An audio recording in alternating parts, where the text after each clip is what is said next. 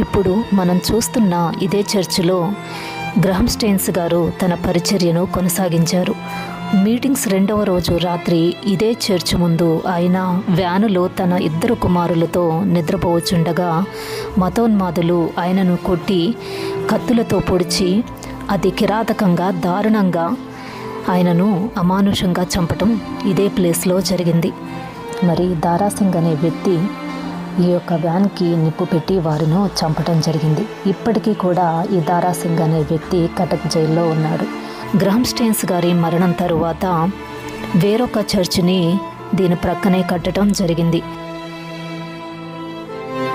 గ్రహం స్టెయిన్స్ గారి మరణం తరువాత 82 కుటుంబాలు అంగీకరించారు.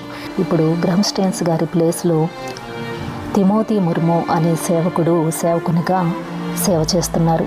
మరి ఇక్కడున్న ప్రజలలో చాలామంది కూడా గ్రహం స్టెయిన్స్ గారి